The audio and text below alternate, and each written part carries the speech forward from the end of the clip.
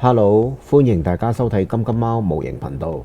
今集分享嘅就係近幾日推出嘅魔神英雄傳系列啊 ，HG 邪虎號。嗱，暑假嗰陣我就砌咗 HG 龍神號啦。咁龍神號我係好滿意嘅，咁缺點就係冇大號件。咁至於呢一個邪虎號嘅組裝模型又點樣呢？值唔值得買？咁希望收睇完影片嘅朋友會得到一個答案啦。呢一盒邪虎號售價就係港幣185蚊。板件數量比龍神號仲要少，只有9塊嘅啫。全部板件係冇做隱藏式水口嘅。呢塊接近灰色嘅銀色呢，係有好多水紋，大家見唔見到啊？另外啦，大家覺唔覺得我今段片個光源係有啲怪啊？嗱，我而家係用緊聚光燈嘅。咁我本身燈箱嗰個火牛呢，啱啱上次影完 New 高達 version 卡就壞鬼咗。咁今次一開始拍攝邪虎號呢，就冇得用，真係夠晒邪。模型成品個影呢係會大啲嘅，咁希望大家見諒一下啦。板件好快速呢，俾大家睇睇，咁我就唔講咁多。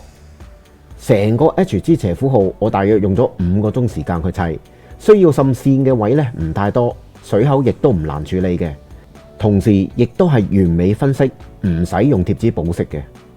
咁首先同 HG 龍神號比較一下啦。嗱，好明顯係邪虎號大啲嘅，咁可能膊頭甲啊同埋兩對翼令到整體個感覺呢就好似邪虎號大啲，咁其實應該係一樣嘅。咁啊順手俾佢哋比一比劍啦。嗱，因為龍神號個設定係唔能夠飛，所以就只可以有呢一個 pose 啦。跟住就試一試佢嘅可動俾大家睇。嗱，希望你哋去衡量一下究竟佢嘅活動能力係點樣嘅。頭部轉動角度大約係咁樣，嚟到呢個位係會頂住嘅，咁都幾合理㗎。有少量可以抬頭同埋低頭嘅角度，尾巴嘅可動都唔曳，兩對翼有少量嘅擺動角度，銀色嘅翼可以打開變成一個飛行嘅狀態。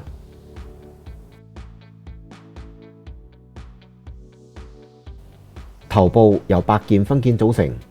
嗱，呢個系列呢，暫時俾我個感覺 Bandai 係想突出完美分析嘅優點嚟吸引支持者去買嘅。咁我覺得非常好啊，因為中意魔神英雄傳嘅朋友，大部分人而家個年紀都應該係35歲以上噶啦，甚至做埋人哋老豆添。咁如果再好似以前咁樣要花時間去補色，咁我估計應該都好難吸引到大家去買嘅。咁所以呢一個系列如果繼續推出落去，Bandai 應該都係會繼續保留呢一個優點嘅。至於佢嘅組裝，我覺得都算簡單嘅，都幾啱同小朋友一齊砌。咁除咗身體由於要變形嘅原因而設計得較為複雜之外，一切都算順利。咁另外啦，大家唔使太擔心要磨水口嘅。雖然係冇做任何隱藏式水口，但係剪出嚟呢唔太大，就算有都好容易磨走嘅。咁我估 Bandai 決定推出呢一個模型系列之前，係有顧及個年齡層嘅。咁頭先都講啦，識得魔神英雄傳嘅朋友，而家大多數都係成年人，生活又繁忙，但係又想簡單去買一個童年回憶。咁呢幾次推出嘅 HG 魔神系列，組裝簡單，價錢都算合理，中意嘅朋友真係可以諗一諗。嗱，呢個身體嘅分件連埋一對翼呢，一共有36件分件，身體組裝就係咁噶啦。手部可以咁樣提起，打橫亦都得嘅。嗱，不過我發現佢個膊頭甲呢係比較容易甩嘅。咁佢個膊頭係用一個原裝同膊頭甲連接嘅。咁呢一個易跌嘅問題，唔知道算唔算係缺點啦。手腕同拳頭360度轉動係冇問題嘅。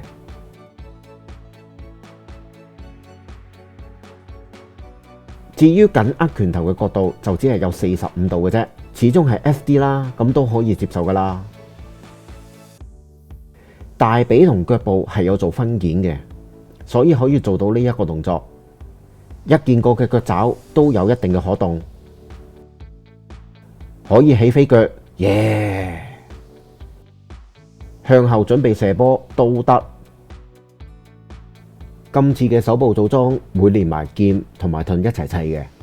咁首先大家見到嘅兩件手部零件係以絲扣嚟做連接，嗱，我知道有好多朋友都唔中意絲扣嘅，咁不過經過上次大部分關節都係以絲扣嚟裝拼嘅 HG 龍神號，咁今次呢個邪虎號嘅絲扣設計已經係比較少噶啦。至於膊頭甲零件係以左右甲嚟做合拼，中間會有一條縫。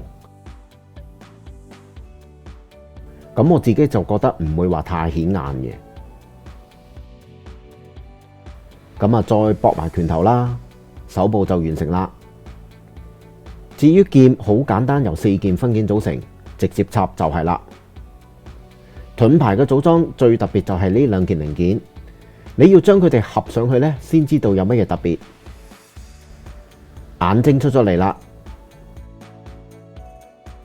再將其他零件合埋去，當然唔可以少咗呢把劍啦。HG 龍神號可以做得到將手呢放喺背脊掹劍嘅樣，而呢個邪虎號就可以做得到喺盾牌掹劍，兩個都可以重現動畫嘅設定，抵讚。最後到腳部嘅組裝啦，呢個邪虎號真係唔使滲太多物線嘅啫，基本上真係塑造都得噶啦。咁因為魔神嘅設計本身係 SD 啦，四方形、圓形、多邊形就係每一部魔神嘅設計，所以 Bandai 想大改佢哋推出呢都未必得。最重要一點就係佢嘅分件做得好出色啊！咁如果用20年前嘅模型嚟做比較，我估腳爪呢係要用銀色貼紙嚟保色嘅。咁仲有魔神啊、老虎頭個眼啊，同埋頭先大家睇到嘅盾牌，都一定係要用貼紙嘅。咁總括嚟講，今次整個邪虎號嘅分件設計、組裝體驗同埋外形，都一定可以滿足得到中意佢嘅朋友。如果買咗 HG 龍神號，我相信 fans 都唔會錯過嘅。接住落嚟就係展示佢嘅變形俾大家睇啦。咁我係根據個說明書個描述呢嚟變形嘅。第一，掹咗呢2對翼，雙手亦都要掹走，背脊呢件零件亦都要拆落嚟。咁由頭部開始變形啦。首先將額頭嘅紅色天線呢拉少少出嚟，咁大家可以考慮拆咗佢嘅，然後先至再重新裝翻。虎頭拉上嚟嘅重點就係要將呢1件銀色件呢拉落嚟。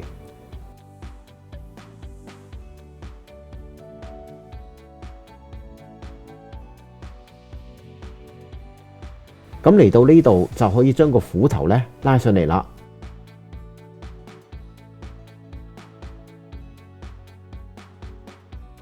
咁嗰件銀色件呢，記得要合埋入去個身體裏面。之後虎腳呢各自拉出嚟，就好似咁樣。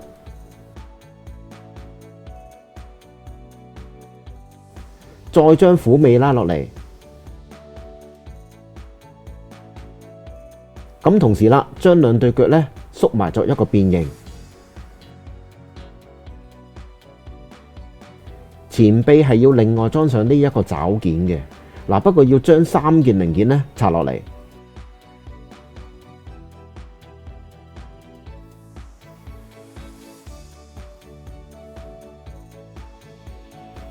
準備變形，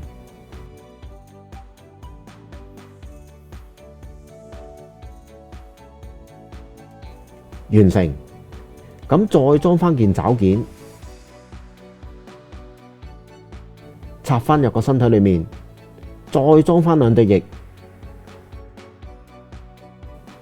咁個盾呢2件零件呢，又要拆落嚟，再將盾牌個頭縮落嚟。咁同呢1件黃色零件連接啦，最後裝上背脊。邪虎號個變身過程就係咁嘅樣。嗱，我自己個感覺就真係拆得太多零件啦。雖然唔係話太難拆，但係變身嘅步驟呢太煩啦。我自己都明白，始終係模型啦，完全變形對 SD 模型嚟講就真係冇乜嘢可能，除非你係玩合金玩具。咁我只可以講。呢1個邪虎號個變形過程，對於成個模型嘅質量係扣咗唔少分數嘅。咁唔知道收睇影片中嘅朋友又點樣睇啦？另外呢1個炮彈，大家一定要加深啲黑線呢，先至滲得到線嘅。嗱，我本來係滲咗嘅，但係出嚟個效果唔好啊。咁我就選擇維持原狀。我估大家一定發現一個問題，喂，子彈裝到上去透明支架個高度呢，同老虎個口部高度係唔對嘅，除非你揾嘢升起個邪虎號啦，先至會比較似。如果咁樣又點呢？感覺上係好啲嘅，不過好似向下射會比較似喎。總結一下，呢一盒 Edge 之邪虎號嘅優點就係分件優秀，可動唔差。魔神個外形非常接近動畫嘅造型，絕對可以用嚟填補我哋呢一啲老人家細個嗰陣買唔到魔神英雄傳系列玩具嘅空虛嘅。但係呢，最重要嘅變形過程就令我比較失望啦。拆件變形始終係有風險。另外，中意噴油嘅師兄，如果唔滿意成形式，自己再去噴，相信刮漆係無可避免嘅。特別係將老虎頭拉上嚟嘅嗰個步驟啊！再次邀請 Edge 之龍神號出場，兩者都各自有唔同嘅缺點嘅。邪虎號就拆太多件變形啦。嗱，呢一個只係我嘅感覺吓，唔代表收睇影片中嘅你嘅，或者係會有人接受得到。龍神號嘅關節就採用時間耐咗就會有機會鬆，甚至白髮問題嘅絲扣。咁啊，過咗大約半年啦，所有關節都冇問題嘅。嗱，好快扭一扭俾大家睇。邪虎號就一定唔會有問題噶啦，因為比較新，同埋今次拍攝呢都唔係扭動得太多嘅。至於 Bandai 對於呢一個系列會唔會出齊咁多個主角、配角，甚至係後繼機？龍王號、戰王號、橫王號等等呢，甚至乎係奸角。Bandai，如果你夠膽出管家駕駛嘅呢一個魔神，我第一個買。最後呢一段影片模型成品分享可能就冇咁詳細嘅，甚至係有啲悶。嗱，經過今次 Edge 之邪虎號之後，呢一個系列我真係要觀察一下，先至再決定繼唔繼續啦。咁同時呢，都要多謝一啲朋友嘅，咁例如健康模型嘅小發比啦，專做噴油嘅 Alan。仲有其他留言喺管頻道嘅朋友。嗱，本身呢一集呢，我係想唔影嘅，咁我都衡量過你哋嘅意見之後呢，先至再製作好呢一集。喺呢度要多謝一下大家。咁希望喺平安夜之前可以再出多一集啦。咁好讓我嘅山積數量呢變翻做零，嚟到個2023年嘅。如果喜歡我呢一段影片嘅，記得 CLS 啦。